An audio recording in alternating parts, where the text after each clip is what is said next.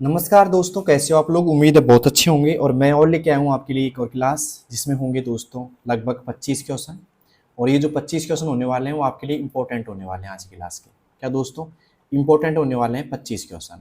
अगर आप ये क्लास देख लेते हो तो आपको बहुत कुछ सीखने को मिल जाएगा और साथ में हम बहुत कुछ सीख लेंगे और साथ में आपको आंसर देना पड़ेगा कमेंट बॉक्स के अंदर।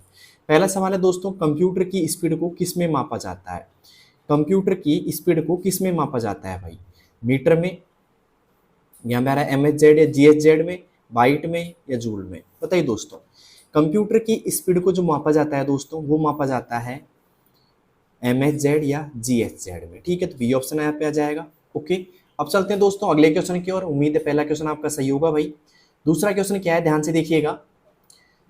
दूसरा क्वेश्चन है दोस्तों,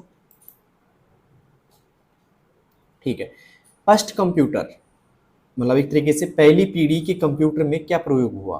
पहली पीढ़ी के कंप्यूटर में क्या प्रयोग हुआ भाई, बताइए क्या प्रयोग हुआ पहली पीढ़ी के कंप्यूटर में। पहला ऑप्शन आ रहा है ट्रांजिस्टर, माइक्रोचिप्स, वैक्यूम ट्यूब या इंटीग्रेटेड सर्किट मतलब कि आईसी।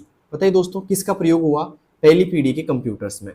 दोस्तों पहली पीढ़ी में हुआ दोस्तों वैक्यूम ट्यूब का प्रयोग। किसका दोस्तों, वैक्यूम ट्यूब का हुआ प्रयोग। ठीक है, और ये पहली पीढ़ी के कंप्यूटर्स थे। ठीक है, और ये काफ़ी बड़ी हुआ करती थी। लेकिन अब बात करते हैं दोस्तों तीसरे क्वेश्चन की। तीसरा क्वेश्चन है दोस्तों, ध्यान से देखिएगा। इनमें से कौन सी प्रोग्रामिंग भाषा नहीं है। इनमें से कौन सी प्रोग्रामिंग भाषा नहीं है। पहली पाइथन, C++, जावा या MS वर्ड।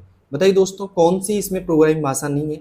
तो दोस्तों जो प्रोग्रामिंग भाषा नहीं है वो है दोस्तों यहाँ पे MS वर्ड। ठीक है, MS वर्ड यहाँ पे प्रोग्रामिंग भाषा नहीं है दोस्तों। ठीक है, तो यहाँ पे टिक लगा देंगे हम MS वर्ड के ऊपर। MS वर्ड क्या है दोस्तों, प्रोग्रामिंग भाषा नहीं है। ओके, उम्मीद है समझ में आया होगा। अब चलते हैं दोस्तों अगले क्वेश्चन की ओर। अगला क्वेश्चन है हमारे पास में चौथा क्वेश्चन। जॉयस्टिक का उपयोग किस लिए होता है दोस्तों। किसके लिए होता है जॉयस्टिक का उपयोग। टाइपिंग के लिए, प्लेइंग के लिए, प्लेइंग गेम या ग्राफिक्स के लिए, प्रिंटिंग के लिए, स्कैनिंग के लिए। बताइए दोस्तों किसके लिए होता है यहाँ पे एक तरीके से जॉयस्टिक का प्रयोग। तो ये होता है दोस्तों यहाँ पे प्लेइंग गेम के लिए। किसके लिए दोस्तों, प्लेइंग गेम के लिए। तो यहाँ पे आएगा B option is right, playing game. Okay, यहाँ पे कट चुका है तो मैं थोड़ा इसको हटा देता हूँ वापिस से, एक मिनट रुको। ठीक है, देखिए दोस्तों यहाँ पे आएगा B option is right, playing game. क्या आएगा दोस्तों, प्लेइंग गेम। गेम खेलने के लिए हम जॉयस्टिक का प्रयोग कर सकते हैं। और ये क्या होती है दोस्तों, इनपुट होती है। क्या होती है दोस्तों, इनपुट होती है ये। ठीक है, अब चलते हैं दोस्तों अगले क्वेश्चन की। और अगला क्वेश्चन है हमारे सामने पांचवा। पांचवा क्वेश्चन क्या है, ध्यान से देखिएगा कि लाइट पेन का यूज किसके लिए होता है दोस्तों। लाइट पेन का यूज किसके लिए होता है भाई।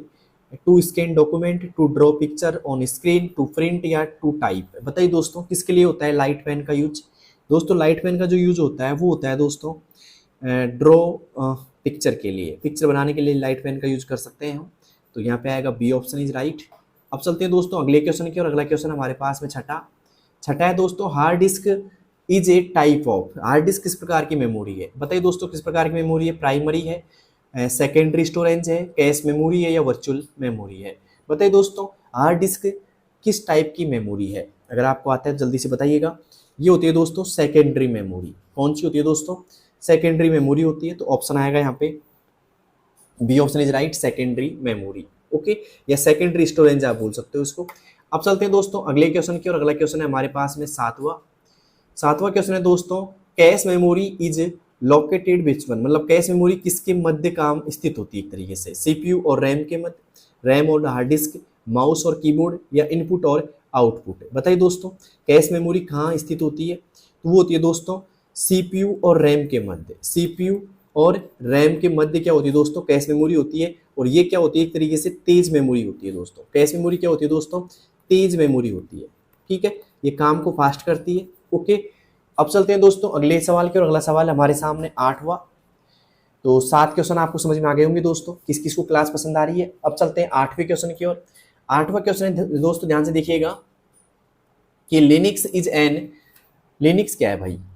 लिनिक्स इज एन, एक तरीके से हम बात करें कि लिनिक्स क्या है। एप्लीकेशन सॉफ्टवेयर है, यूटिलिटी प्रोग्राम है, ऑपरेटिंग सिस्टम है या एंटीवायरस सॉफ्टवेयर है। बताइए दोस्तों लिनिक्स क्या है। अगर आपको आता है तो आप बता सकते हैं मुझे। ऑपरेटिंग सिस्टम है भाई, क्या है भाई? ऑपरेटिंग सिस्टम है, ओएस। ओके, अब चलते हैं दोस्तों अगले सवाल की ओर। अगला सवाल हमारे सामने नवा नवा है दोस्तों, निम्न में से यूटिलिटी सॉफ्टवेयर कौन सा नहीं है? एंटीवायरस, डिस्क क्लीनर, विनआर और यहाँ पे आएगा एमएस एक्सेल। बताइए दोस्तों क्या होगा इसका सही जवाब? निम्न में से यूटिलिटी सॉफ्टवेयर कौन सा नहीं है? बताइए दोस्तों कौन सा नहीं है? यहाँ आएगा एमएस एक्सेल। ओके, क्लियर है तक का? ये कौन सा है? एप्लीकेशन सॉफ्टवेयर होता है। अब चलते हैं दोस्तों अगले सवाल की ओर। अगला सवाल हमारे सामने दसवां सवाल है दोस्तों, shortcut of bold is. Bold करने की शॉर्टकट की क्या है? कंट्रोल यू है, कंट्रोल बी है, कंट्रोल आई है, कंट्रोल सी है। बताइए दोस्तों बोल्ड करने की शॉर्टकट की क्या है भाई? दोस्तों बात करें कंट्रोल यू की, ये होती है अंडरलाइन करने की, अंडरलाइन। कंट्रोल बी होता है दोस्तों बोल्ड करने का, कंट्रोल आई होता है दोस्तों इटैलिक करने का। ठीक है, इसके बाद में कंट्रोल सी करेंगे तो हम कॉपी करेंगे दोस्तों। क्लियर यहाँ तक का? तो यहाँ पे बोल्ड की है दोस्तों कंट्रोल बी। ओके, कई बार सीधी सीधी क्वेश्चन भी आ जाते हैं। 10 में से आपके कितने सही हो गए भाई? जल्दी से मुझे कमेंट बॉक्स में बताइएगा। अब चलते हैं दोस्तों 11वें क्वेश्चन की ओर। 11वां क्वेश्चन है हमारे सामने, header and footer are use in. मतलब हेडर और फुटर का इस्तेमाल कहाँ होता है? एक्सेल में होता है, पावर पॉइंट में होता है, एमएस वर्ड में होता है या प्रिंट पेंट में होता है? बताइए दोस्तों किस में होता है? दोस्तों हेडर फुटर का इस्तेमाल आप एक्सेल में भी कर सकते हैं और पावर पॉइंट में भी, मतलब एक तरीके से वर्ड में भी कर सकते हैं दोस्तों। ठीक है, तो उम्मीद है समझ में आ गया होगा। यहाँ पे आंसर आना चाहिए था ए एंड सी। ओके, दोनों में कर सकते हैं, एक्सेल में भी यहाँ पे एक तरीके से हेडर फुटर का ऑप्शन आता है। अब चलते हैं दोस्तों 12वें क्वेश्चन की ओर। ओके, तो ये थोड़ा सा कन्फ्यूजन क्वेश्चन है, तो यहाँ पे ए भी सही है और यहाँ पे सी भी सही है, दोनों में हेडर फुटर काम आएगा दोस्तों। ठीक है, अब चलते हैं दोस्तों अगले क्वेश्चन की ओर। अगला क्वेश्चन है हमारा 12वां यहाँ पे कि formula in Excel always start with. Formula जो एक्सेल में स्टार्ट होता है वो किससे शुरू होता है दोस्तों? तो वो होता है दोस्तों इक्वल सिंबल से। किससे होता है दोस्तों? इक्वल सिंबल से होता है। तो उम्मीद है समझ में आ गया होगा आपको इक्वल सिंबल। ठीक है, तो यहाँ पे आएगा इक्वल सिंबल, बराबर से चलता है। जैसे बराबर हो गया, MIN का फॉर्मूला हो गया यहाँ पे। ठीक है, तो ऐसे फॉर्मूले चलते हैं दोस्तों, तो इक्वल सिंबल चलेगा। अब चलते हैं दोस्तों अगले क्वेश्चन की ओर। अगला क्वेश्चन है हमारे सामने 13वां कि एक्सेल में कौन सा चार्ट उपलब्ध नहीं है? बताइए दोस्तों, pie chart, bar chart, line chart या फ्लो चार्ट? दोस्तों बात करें यहाँ पे एक्सेल में, यहाँ पे पाई चार्ट भी उपलब्ध होता है, बार चार्ट भी होता है, लाइन चार्ट भी होता है, लेकिन फ्लो चार्ट नहीं होता है। तो ऑप्शन आएगा डी, फ्लो चार्ट। क्या दोस्तों? फ्लो चार्ट आएगा, डी ऑप्शन इज राइट। अब चलते हैं दोस्तों अगले क्वेश्चन की ओर। अगला क्वेश्चन है हमारा यहाँ पे 14वां क्वेश्चन है, स्लाइड शो शॉर्टकट की इज। स्लाइड शो की शॉर्टकट की क्या है? F2 है, F5 है, F7 है या F9 है? दोस्तों स्लाइड शो की बात करें हम शॉर्टकट की तो वो है दोस्तों F5। क्या है दोस्तों? F5 है, तो यहाँ पे आएगा B option is right. F5 से हम स्लाइड शो एक तरीके से शॉर्टकट किए। ओके, अब चलते हैं दोस्तों अगले सवाल की ओर। लेकिन स्लाइड शो कहाँ काम आता है दोस्तों? पावर पॉइंट में आता है, ये भी बात ध्यान रखना। स्लाइड शो कहाँ काम आता है दोस्तों? पावर पॉइंट में काम आता है। ओके, अब बढ़ते हैं आगे। अगला सवाल है दोस्तों हमारे सामने 15वां कि ट्रांजिशन इफेक्ट का उपयोग किसके लिए होता है? टेक्स्ट एडिटिंग के लिए, स्लाइड चेंजिंग के लिए, टेबल क्रिएशन के लिए, फाइल सेविंग के लिए? बताइए दोस्तों कहाँ होता है इसका प्रयोग? दोस्तों इसका प्रयोग होता है स्लाइड चेंजिंग के लिए। किसके लिए दोस्तों? स्लाइड चेंजिंग के लिए इसका प्रयोग होता है। ठीक है, तो उम्मीद है समझ में आ गया होगा। और स्लाइड चेंजिंग कहाँ होती है दोस्तों? पावर पॉइंट में होती है। ओके, मतलब स्लाइड का संबंध किससे है दोस्तों? पावर पॉइंट से। ओके, तो उम्मीद है समझ में आ गया होगा पावर पॉइंट। अब चलते हैं दोस्तों अगले सवाल की और। अगला सवाल है हमारे सामने दोस्तों 16वां सवाल। 15 सवाल तक आपके क्लियर हो गएंगे दोस्तों। किस किस का क्लियर हो गया भाई 15 सवाल तक? तो अब चलते हैं 16वें सवाल की ओर। ISP stand for. ISP का पूरा नाम क्या है भाई? Internet service provider, Indian service protocol, international secure program या फिर इंटरनेट सिस्टम प्रोसेस? दोस्तों ISP की बात करें हम, तो ISP की जो बात करेंगे दोस्तों हम, मैं लिख देता हूँ यहाँ पे ISP एक बार। ठीक है, ISP की बात करें दोस्तों हम, तो इसका जो फुल फॉर्म होता है वो होता है दोस्तों इंटरनेट सर्विस प्रोवाइडर। क्या होता है दोस्तों? इंटरनेट सर्विस प्रोवाइडर होता है। किस किस को समझ में आ गया है भाई इंटरनेट सर्विस प्रोवाइडर? अब चलते हैं दोस्तों अगले सवाल की ओर। अगला सवाल है हमारे सामने 17वां है दोस्तों, गूगल क्रोम क्या है? बताइए दोस्तों गूगल क्रोम क्या है भाई? सर्च इंजन है, वेब ब्राउजर है, ऑपरेटिंग सिस्टम है या डाटाबेस है। दोस्तों गूगल क्रोम की बात करें हम तो गूगल क्रोम जो है दोस्तों वो एक तरीके से बताइए क्या है, वेब ब्राउजर है या फिर सर्च इंजन है, कौन सा है, क्या ऑप्शन आएगा बताइए जल्दी से कमेंट बॉक्स में आप। दोस्तों एक तरीके से वेब ब्राउजर होता है गूगल क्रोम, जैसे मोजिला फायरफॉक्स होता है, ओपेरा मिनी होता है ना, एज होता है, तो ऐसे ही एक तरीके से एक वेब ब्राउजर है। ओके, अब चलते हैं दोस्तों अगले सवाल की और अगला सवाल हमारे सामने 18वां दोस्तों, एसएमटीपी का यूज उपयोग किस लिए होता है दोस्तों।